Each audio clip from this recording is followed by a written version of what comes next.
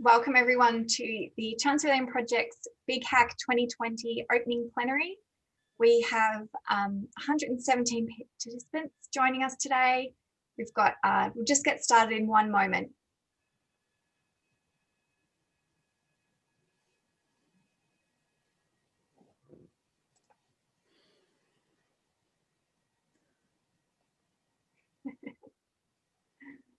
Welcome everyone. You might have seen a message from Becky Clissman at Thomson Reuters Practical Law in the chat. Wear your t-shirts, your environmental t-shirts. There's a few of us, you'll see Matt Gingell and we have the Chancery Lane Project t-shirts on. But if you have one yourself, please do pop it on when you're hacking in your themes. We've got 117 people online, so we'll get started today. So I want to welcome you to the opening plenary of the Big Hack 2020. Good morning in the US, good afternoon in London and Europe, and good evening for those who are staying up very late in Asia and Australia. I'm Ellie Mulholland, the director of the nonprofit CCLI, a senior associate specialising in climate risk governance at law firm Ellison, and a core team member of the Chancery Lane Project. I'll be your host for today's opening plenary for the Big Hack 2020, and I'm really excited to be here with you. So, human-induced climate change is already having a profound effect across the world, but we have the roadmap with the Paris Agreement goals and the IPCC solutions. We need to halve emissions in the next decade and build climate-resilient development. This will require systems transitions for our clients in energy, land use, industrials, transport, agriculture, how we produce, how we consume, and how we practice law. And that's where TCLP comes in.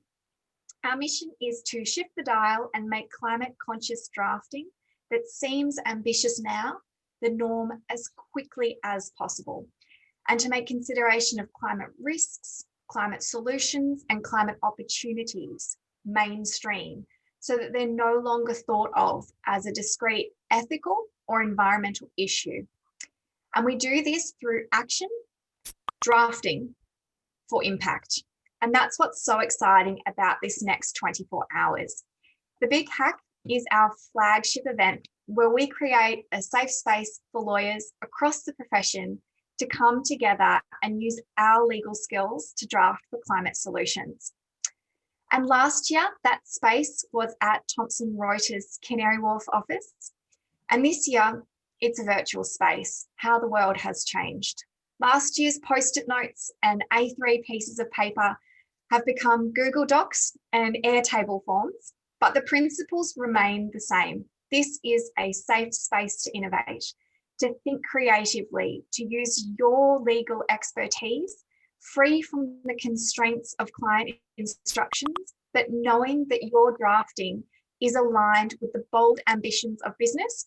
You are here today to develop the contracts and laws to help bring about the net zero transition we so urgently need.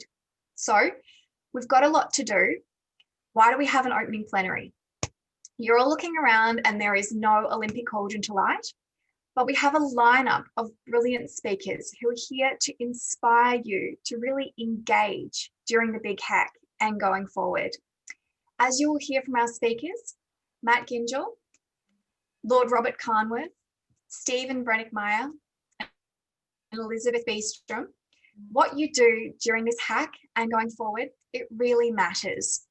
We'll have some opening remarks from each of our esteemed speakers. Then we'll have a brief Q&A. So please submit questions via the chat function.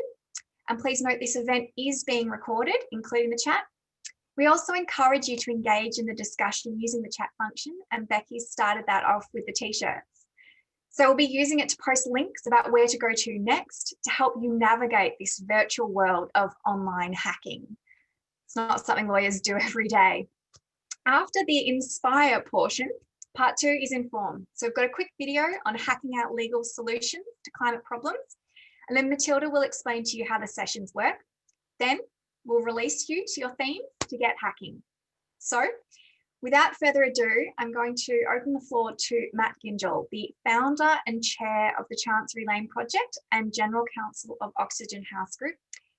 Matt has some presentation slides to share, so he is just getting them up on screen for us now. Over to you, Matt.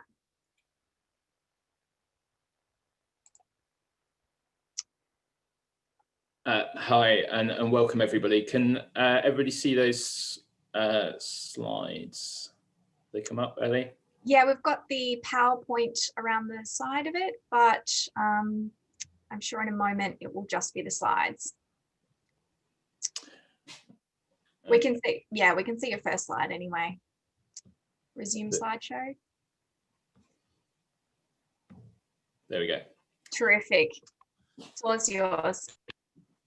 One of the many gremlins that will no doubt happen over the next few days. Well, thank you, Ellie, and a very warm global welcome to the Chancery Lane Project's second big hackathon.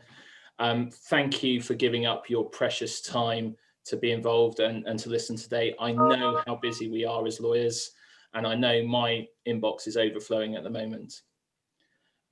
We have a lot of new faces this year, so we thought we'd just introduce why we're all here again, what the project is, and set the scene for the next kind of 48 hours in both the journey to date, but also how your contribution will be so impactful.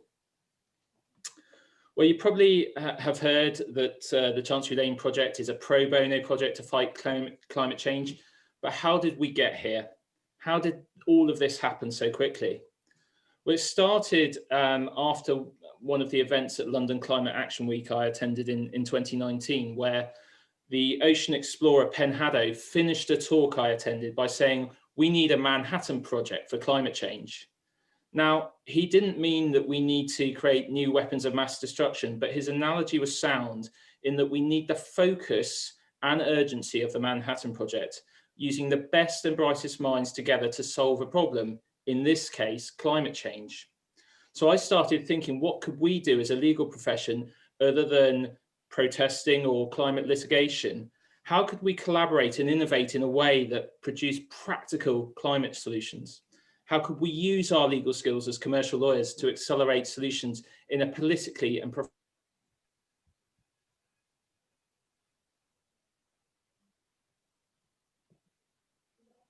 No, he's frozen. We've just lost Matt for a moment. He was speaking about Matt, we lost you for a moment. You were speaking about the politically and professionally neutral way. Okay. What if we convened a broad range of lawyers to combat climate change in a truly positive way? Could we change the dynamic from talking to doing? And a few weeks later, the Chancery Lane Project became the code name for the idea to convene the best and brightest lawyers from around the world to draft contracts and laws to fight climate change. Moving on from that, we've got a very simple vision and why we're all here. Our vision is a world where every contract and law enables solutions to climate change. Our shared purpose is to help create those practical legal solutions. And that's what we're going to be doing over the next 48 hours and beyond. In effect, we're rewiring and hacking contracts and laws to create those new market norms, which will help the fight against climate change. So how do we achieve this bold and ambitious vision? Well, we've set ourselves 4 clear goals, which you'll see are embedded into the hack process and the themes that we've got over the next day or so. The first goal is to convene, as we're doing today, a diverse range of lawyers from across the profession and globe.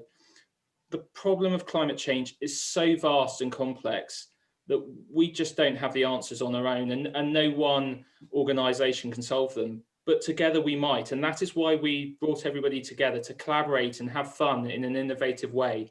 It's really important. And as Ellie was saying, last November, we had a physical hackathon. And I wish I could be in a room with you all today, but the pivot to virtual events this year has actually been a real opportunity because it's allowed us to go further and faster than we've ever imagined. And this big hack is simply spectacular as a result. The second goal is to co-create and publish a climate contract playbook of precedent clauses, which I'm sure you've seen, the green paper of model laws and a glossary of legal definitions. And these documents codify the solutions we co-create, and they also capture the imagination of lawyers and businesses around the world. And the plan is for the drafting solutions you co-create over the next few days will form edition 4 of the playbook. Our third goal is to disseminate and promote and amplify the effect by changing precedents and using the drafting in our day-to-day practice. The reach and potential impact of contracts is incredible, and you hear more about that from our speakers who are coming up. To crudely illustrate the potential impact, if half of the solicitors in the UK alone used a precedent that included one of the project's clauses, say 50 times a year, which is what our impact survey has indicated, that works out at 4.5 million commercial transactions that could have a positive influence on climate change. Now, that is simply staggering potential, and one we must as a profession harness. And I'll leave it to you to do the sums on how that would apply on a global scale and how much influence we do have as lawyers. And then finally, the goal forward is to create new market norms by adopting the clauses as a standard way of doing business. This locks in the impact, creating a new starting point for negotiations and expanding the reach of that economic relationship. So how does this all fit together? Some of you will have seen this already, but this is an illustrative graph showing how your drafting will make a difference. The theory is that governments have and will legislate for carbon emissions and net zero, but the impact of these laws will take time to be realised. And that impact is shown in the area shaded brown on that graph. This is time we don't have, because as Ellie says, we have 10 years until 2030 to reduce emissions by up to 50%. And the model laws then will guide the way for lawmakers to consider and bring it back, that curve of impact, so that things happen sooner. And the really important bit is that contracts bring it back even further and steepen that curve of impact, because they can be implemented today, so they can bridge the gap whilst legislation catches up. And as shown on the graph, what we're trying to do is bring forward that impact as soon as possible so that we mitigate climate change. And the area where we can impact from your drafting is the area shaded green, and we call that our impact window, our contract impact window. Because contracts reach across borders and they can be delivered straight away. So we have this real potential. So that is what we're doing. So in summary, the contracts and laws you draft will allow impact on climate change to happen sooner in a way that's aligned to business and economic prosperity. That is why the project's here to help. We believe this is a new legal doctrine where ground level commercial contracts are being used to drive global environmental outcomes. You have helped create that theory, and we want you to help prove that with us by using the clauses and deploying the drafting. We've come a long way so far. This is our journey in numbers. It's already out of date from September. There's been over 30,000 downloads, for example.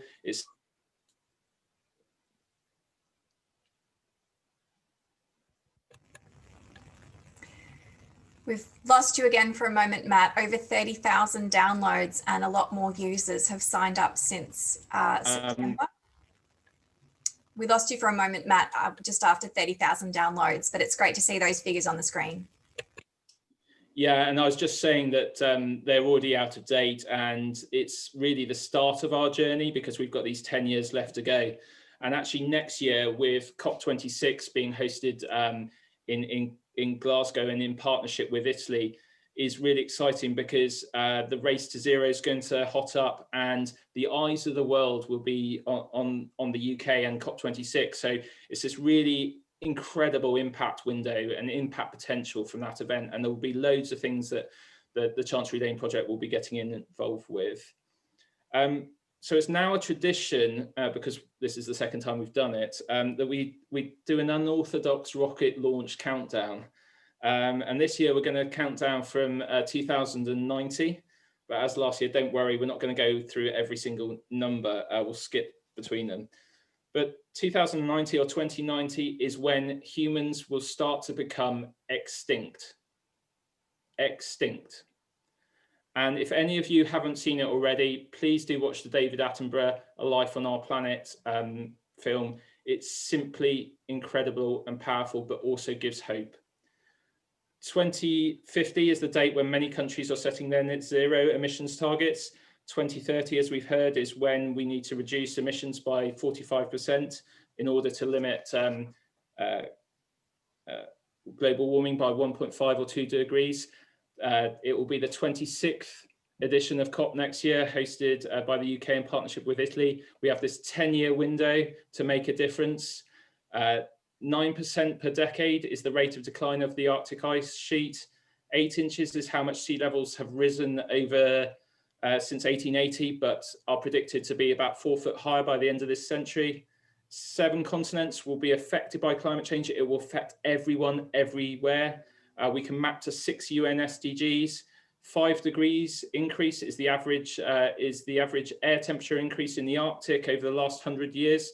And when you have a minute, please do read about the methane issue this is going to cause. We're on track for a 4-degree warmer world if we do nothing today. There are 3 key solutions: shift to renewables, electrification, and creating carbon sinks by taking CO2 out of the air.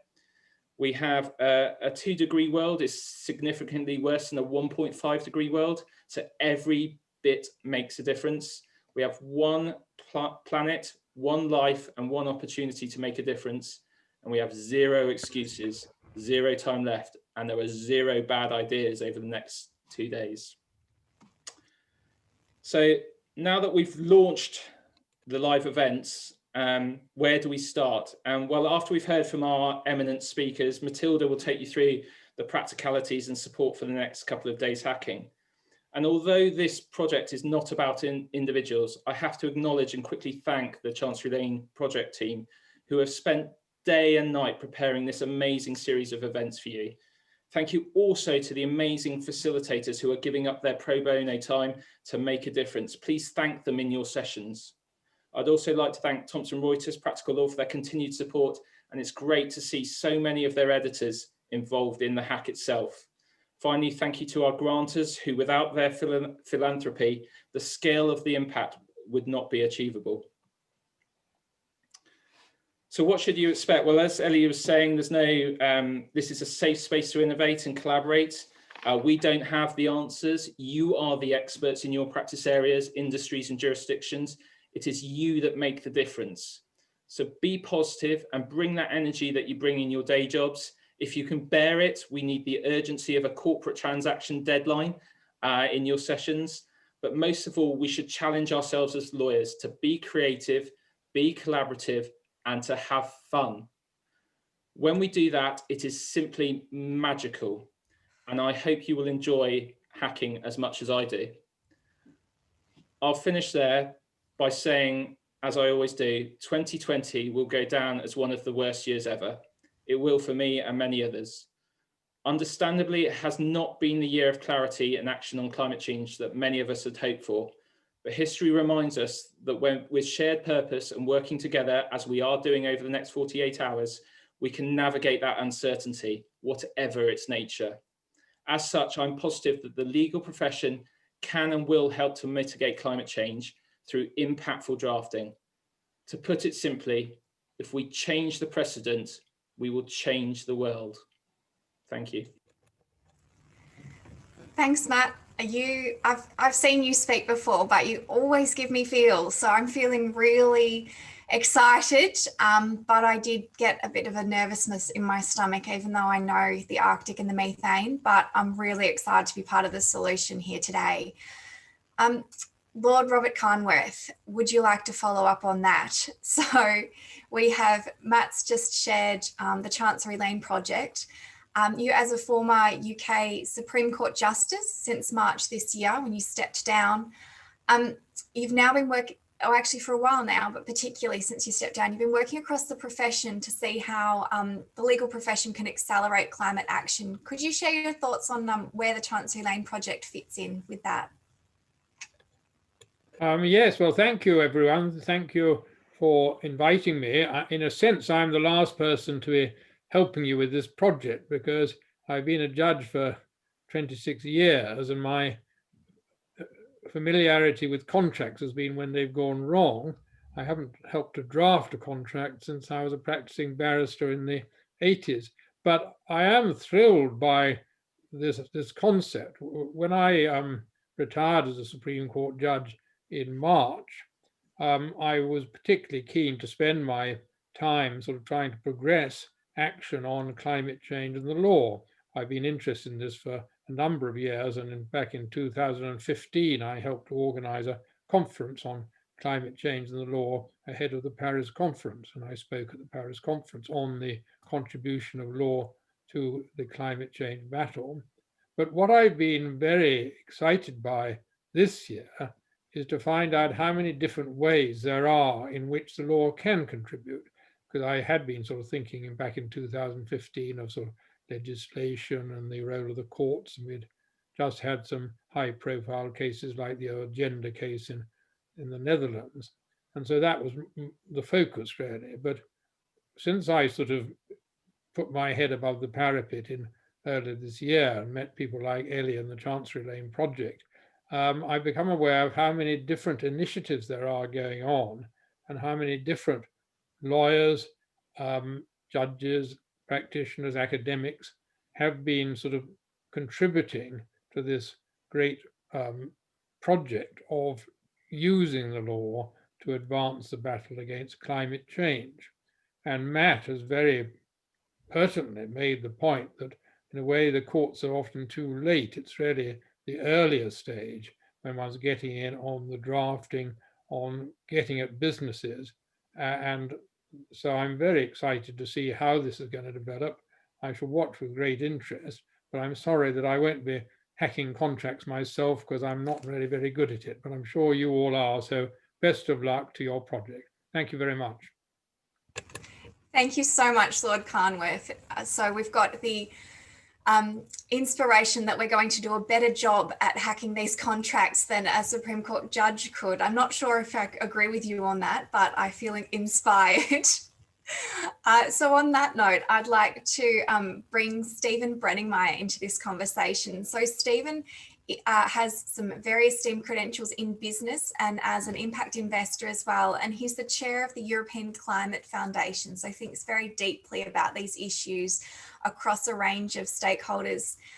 Stephen, could you share your thoughts on how corporations need to get involved in climate solutions? Yes, thank you, Ellie. I'm very happy being here and talking to you all.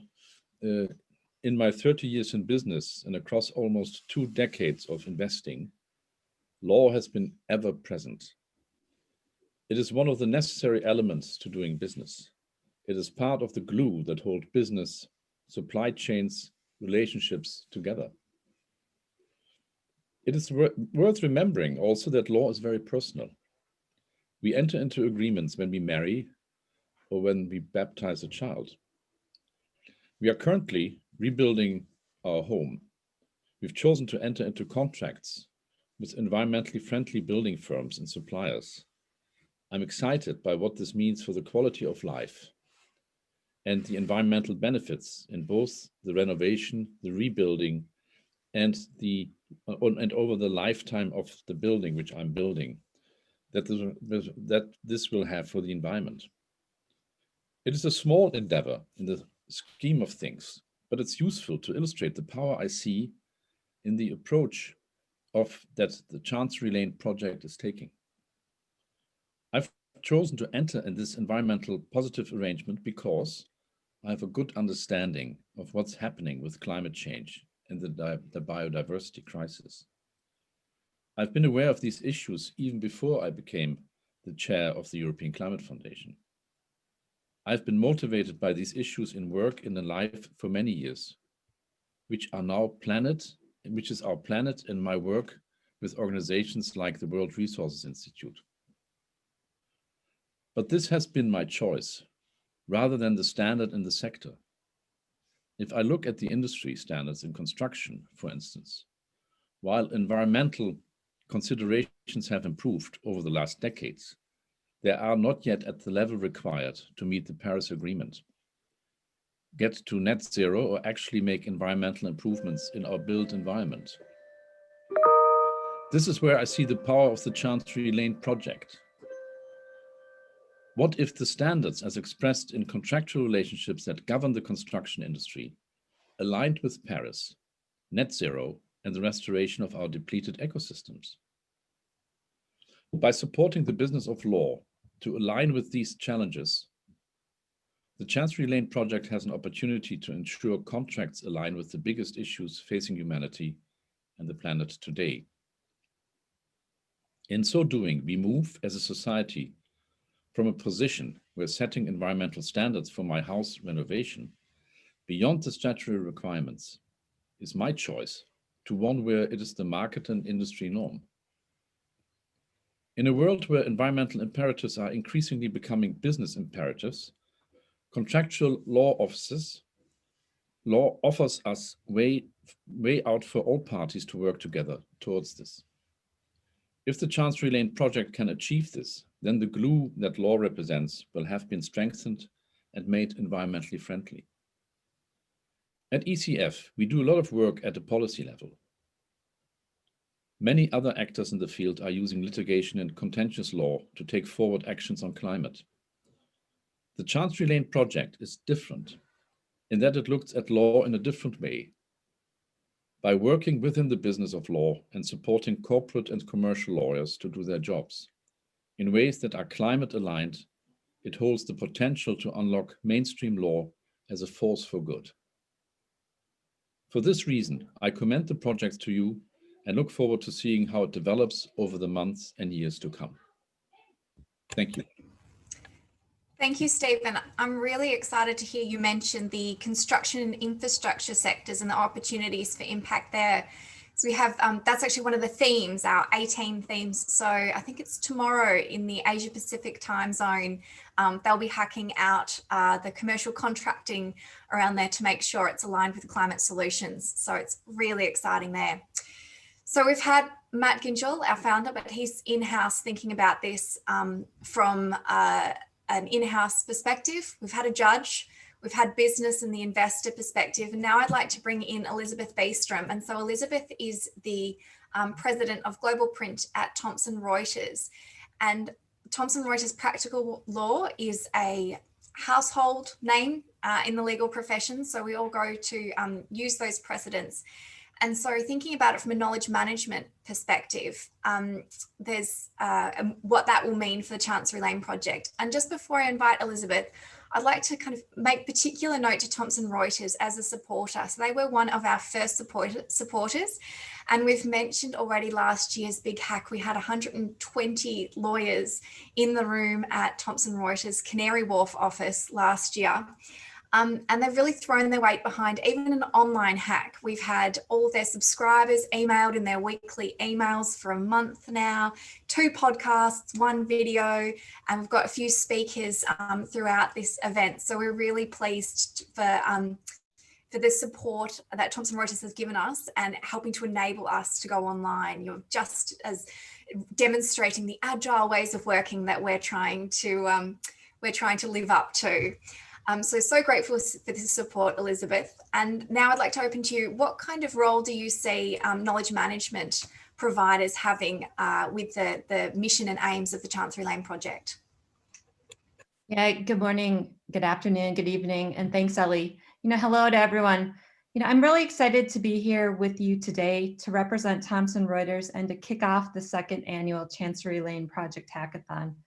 I'm especially pleased this year to welcome subscribers and colleagues from around the globe who will be part of this important work. At Thomson Reuters, we know that supporting the communities in which we live and work is fundamental to our business, as is managing our environmental impacts through our own sustainable business practices and by working with suppliers who share our values. In 2019, we achieved full carbon neutrality while engaging many of our employees in sustainability efforts around the world, including our Thomson Reuters Green Challenge, which encouraged employees to submit ideas on how to make Thomson Reuters more sustainable. And even though 2020 has had significant set of challenges across the globe, we continue to progress our efforts to combat climate change. We have sourced renewable energy for 100% of our global energy needs and have set science-based carbon reduction targets, aligning with the 1.5 degree pathway, the most ambitious aim of the Science Based Targets Initiative. And of course, we are also very proud to be participating in and supporting the Chancery Lane Project. We feel TCLP's core principles and aims are very well aligned with Thomson Reuters trust principles, which underpin every aspect of our business. I want to take a moment to highlight how Thomson Reuters can help TCLP achieve its aim of rewiring contracts to tackle climate change. We believe we are in a unique position to help. We are a global business, and Practical Law provides services to lawyers across multiple jurisdictions. We will help TCLP carry their message to the legal community around the globe. This year's hackathon is the start of that process, and already our editorial teams across the UK, Americas, and Asia Pacific have been working with TCLP to ensure this hack delivers a global impact. We will continue to work with you to ensure that what you accomplish today is widely accessible so companies can tackle climate change and understand how to transition to net zero. Many lawyers are unsure of how they can use their skills or influence to tackle this climate change crisis. The Chancery Lane Project has shown that lawyers have the power to make changes that will help their clients and their own firms transition to a net zero world. Subscribers rely on Practical Law to explain and address issues that affect them and their clients, and to provide trusted solutions to those issues. Getting involved in cutting-edge developments like this exemplifies what our service is all about. That is why subscribers trust us to guide their legal research. Within our Practical Law business at Thomson Reuters, we will look to integrate the work included in this year's hack into our products, including resources for practitioners in Australia, New Zealand, Hong Kong, Ireland, the US, and of course the UK. We have already included information on TCLP and from businesses using the model clauses created last year into our Hot Topics podcasts and other multimedia content. We will continue to do this to help lawyers around the world understand how climate change impacts their practice areas and sectors and what they can do to address it. In addition to engaging in the peer review process for the Chancery Lane Project's climate contract playbook, Practical Law UK has already started a project to review TCLP model clauses and see how they could be used within our precedents. It is early days, but we are committed to including these climate conscious drafting where we can. Following on from the using model clauses themes at this hack, we will expand this project to cover our content in other Practical Law jurisdictions. Thank you for donating your time, expertise, and knowledge to this hack. While maybe not as visible as volunteer efforts to pick up trash or clean up rivers, we know that legal agreements are the rule book of business transactions. If these agreements address climate change and consistently apply in an organization's net zero targets, then your work here over the next 24 hours will play an important role in making pro-environment business practices and operations the norm, not the exception. Thank you so much and good luck. Thanks, Elizabeth. I'm so excited to hear about Thomson Reuters Practical Law's project to integrate these clauses into products and precedents where you can across your jurisdictions, because we know that it's about bringing the clauses off the page and into life. And that's such a key way using your network and the reach of your products. We've got a couple of minutes for Q&A and I'm going to kick it off. Please pop your questions in the chat. I'm going to kick it off with a question. It kind of feels a bit like a question, the elephant in the room, because we don't focus on this. But the world is filled with radical uncertainty. And I know this week has been even more uncertain than others, particularly with so we're holding our breath to see how the US election goes. I'm just wondering if someone wanted to jump in and speak about how we can use our efforts on the Chancery Lane Project to kind of rise above the uncertainty with the warming pathways, with policy responses.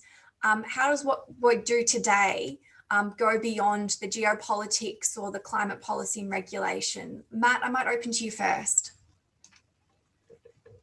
That's an incredibly great and wide-ranging question. So thank you for whoever's submitted that. I think that the fundamental success of the project has been our political and professional neutrality. So I won't comment on any political views, but I think when you look back at some of the problems humanity's faced over the past couple of 100 years, it's actually when people work together that and collaborate, that things get done and solutions are found. And that is the piece I focus on, is that we have to have the hope that it will, we will come together and we will succeed in the fight against climate change. And I think I'm really positive about the impact that business can have on that. And as such, it's business that can take the lead ahead of governments. They're more flexible, more fast moving, and they pervade borders. So it's those things that keep me going, and those things that actually really inspire me to collaborate with other people as much as possible. The problem is so complex, vast, uncertain, moving, extraterritorial. We just have to collaborate. So I don't think it's a political issue. I don't think it's a professional issue. I think it's a human issue, and we're all humans, and we need to work together to do this. Mm-hmm. Robert, Elizabeth and Stephen, did you have any thoughts on that? How we move beyond the uncertainty of geopolitics with initiatives like the Chancery Lane Project? Well, can I just say something which I think what's been so striking to me about the experience of the last few months is how we are coming together across borders. I mean, one of the extraordinary things about being locked down and having to do everything by Zoom is we can engage with people all over the world. And I have no idea where your 150 participants come from, but I'm sure they're from all over the world. Now, that was something when I was sort of thinking about a conference on climate change and law in 2015, we had to sort of get people physically to London, which was nice for us and for them. And I hope we can still do that sort of thing. But what we can do this coming year is to communicate with lawyers across the world, with judges, with practitioners. And I'm really keen in the run up to COP26, where the UK, as you say, is going to be hosting it. And I hope in the UK we do have a special position in the world in relation to the law and particularly the common law system. I think we can communicate in an extraordinary way with lawyers across the world and develop these solutions. So I think that is one very positive thing that's come out of the last few months. Yeah, if I may come in briefly, I have to actually leave because I'm chairing the European Climate Foundation's board meeting, which starts soon, so I have to unfortunately leave. But we are working very closely with Client Earth, which some of you might know, and obviously they're a phenomenal organization in litigation, and they've taken governments to court. They won a case in Poland last year where they actually wanted to open a coal-fired power plant, but okay, they argued very strongly that they said this power plant is actually too expensive. It's going to cost the taxpayer massive amounts of money. They should actually move into renewable, and they won the case.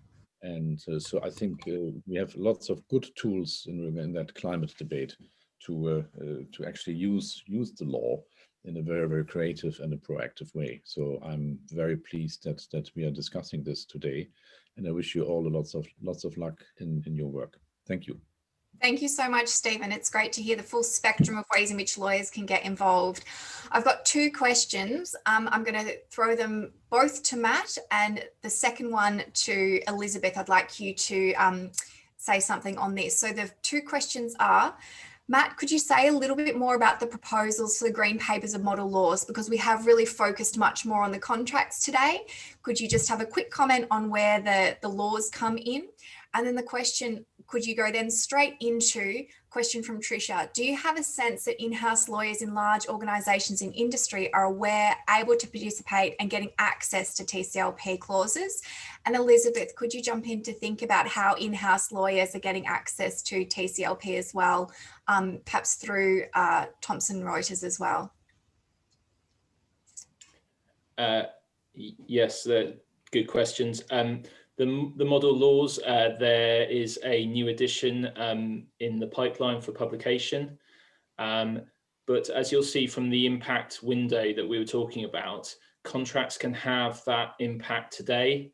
So a lot of our focus has been around deploying contracts first because it accelerates exponentially the impact ahead of the model laws. So a lot of our focus this year has been on contracts because they can go out straight away, be deployed, and have that ripple effect through the economy that laws will take time to have. And actually, by implementing the contract, you're changing the market position that allow laws for lawmakers to be more ambitious because the market has already shifted towards the position they're going to legislate. So yeah, model laws are important. We don't forget them. A further edition is in publication, but that is why we focus on contracts a lot.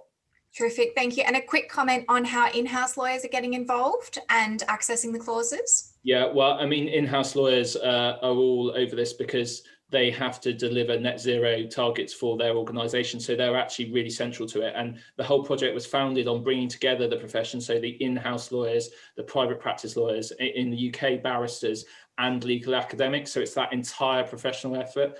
And I don't know if Kelly or anybody else from Vodafone's on here, but I know that they won't mind me saying that Vodafone are doing a massive rollout of these precedents because sustainability is a big core part of what they do. So yeah, in-house teams are taking it up and deploying it. And as you say, they're really important to this. And you'll see more on that from us as we move towards a COP26 project.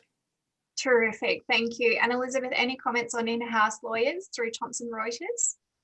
Yeah, no, you can tell that it's alignment, it's the collaboration, and it's having access to this. So participating in this hack, having this included within our product and more broadly is really key to that. So our team is very passionate about this, and it's that collaboration and continually getting the awareness out. But as Matt stated, corporations are very serious about this from a goal standpoint. So it's having the resources internally, and this hack is a huge part of it, and everything that Chancery Lane Project does to support that as well. Terrific. Thank you so much, Elizabeth. Okay, we have to stick to a very tight schedule. So here is where I say, here's one I prepared earlier. We have a video. It's on hacking legal solutions to address climate change, and Matilda's going to play this for us now. We're going to go full screen and make sure that the sound's on.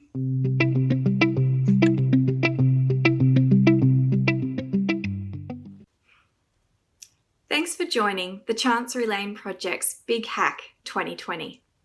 I'm Ellie, and I'm here today to introduce you to some major climate concepts that will help you hack out legal solutions. So, you've picked a theme from one of our 18 challenges running across the different time zones. But you might be thinking, I'm not a climate or environmental expert. How do I know what the problem is and what climate solution we need to bring about? And what tools can I use for robust climate drafting? Well, here are some questions for when you're brainstorming with your groups. First, what is the real world climate problem? Does the activity or sector have high emissions? Is it particularly vulnerable to climate hazards, and this damage or disruption will affect economies and communities? By way of example, both of these challenges apply to the infrastructure sector, so people working on that theme will need to make sure that they're rewiring contracts to tackle both these issues. Next, what is the legal angle to the climate problem? Now, this is where your legal expertise comes in. Do contractual terms currently incentivize parties to continue emitting? Are they silent on climate when they could help unlock the solutions? Third, you need to ask, what is the legal solution to that problem? Do you need to draft a new term or amend an existing contractual norm to remove a barrier or incentivize a solution? Is it a nudge to put climate on the table, or a hard obligation to help bring about a specific climate solution like reduced emissions? This is the creative bit. Now, lastly, you need to ask, how will my legal solution help solve the real world problem? So, what would be the real-world climate outcomes if this clause is used in a specific contract, and in aggregate if it becomes a contractual norm? Will it unlock finance for zero or low emissions energy or infrastructure? Will it lead to climate resilient development? You don't need to develop a methodology to test this, but you should be able to describe the pathway from your legal solution to a potential positive climate outcome. So, what will help with these steps? We have a 15-minute video on our website on the building blocks for drafting climate solutions. This covers the Paris Agreement warming limits and net zero emission goal. It points you to the systems transitions solutions set out in the IPCC's 2018 special report on 1.5 degrees. And it gives you some tools to use in your drafting: carbon budgets, science-based emissions reduction targets, and the TCFD framework for climate risk management and disclosure. These are some starting points for drafting robust legal solutions to tackle climate change. Thanks for watching, and I hope you enjoy the big hack.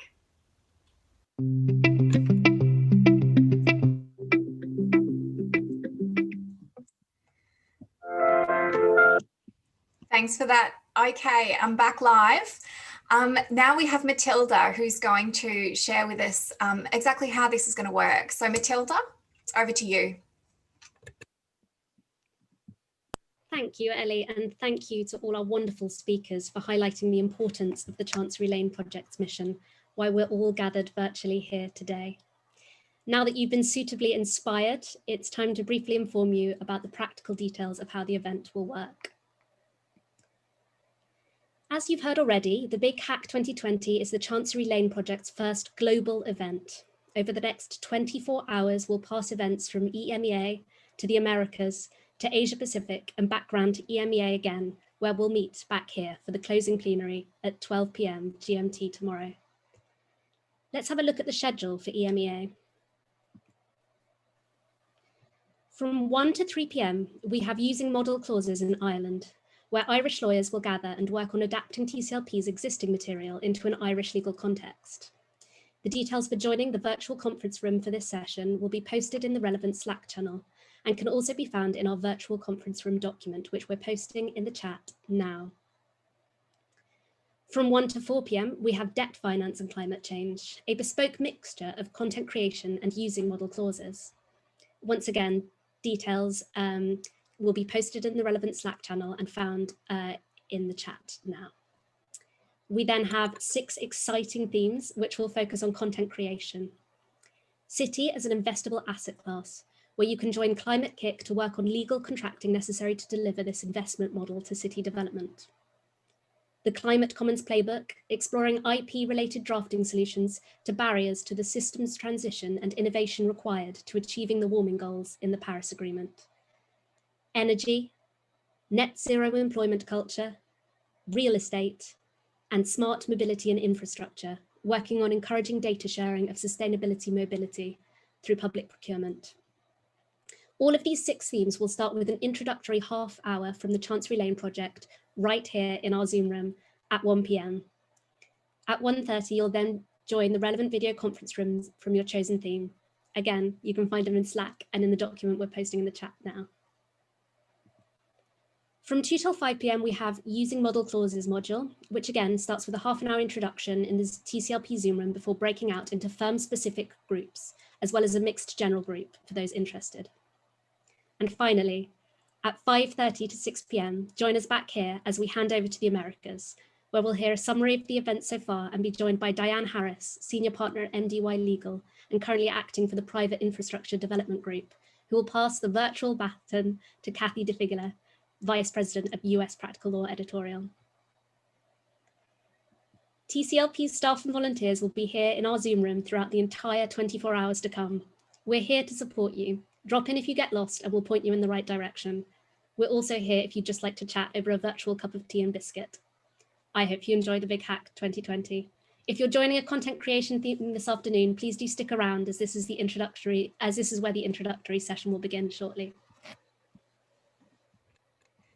Thanks so much, Matilda. So just before we let you go to your themes, which for most of the themes, you'll actually be staying here for the first half hour on content creation. For the debt finance and climate change, Jenny's popped a link in the chat to the Teams link there. And we also, the Ireland group will be going off separately as well. But for everyone else, we'll be staying here in the Chancery Lane Zoom room. But just before you go off, you're no doubt busting to get started, but I just wanted to return back to the thank yous, because hopefully by now it has become abundantly clear just how many people have worked so hard to make this event happen. Matt started with the thank yous, but I do really want to draw out particularly our volunteers and facilitators of all our themes who've put so much time and effort in attending the training sessions and preparing the themes that you're going to be hacking out. Without you, we wouldn't be able to have such an amazing array of themes to tackle this climate problem from so many angles and to create the kinds of system solutions that we know we need for the net zero transition. And I truly believe we are changing the legal profession. We all have an authentic role to play in addressing the climate and ecological crises. And I get so much energy and comfort seeing so many of the TCLP community finding your roles. Trisha Duffy commented in the chat, and alongside Trisha, I am so glad to be on the right side of history with you all. So off you go to your themes if you are in the debt finance and climate change and the Ireland theme. Otherwise, we'll be starting the content creation session in about 2 or 3 minutes. So you've got a moment if you need to make a cup of tea, but we'll be starting then at 1 p.m. here in this room, content creation. Thank you, everyone. And thank you to Matt, Elizabeth, Stephen, and Robert. We've been so pleased and grateful for your inspiring speeches, comments, presentations. We are ready to get hacking.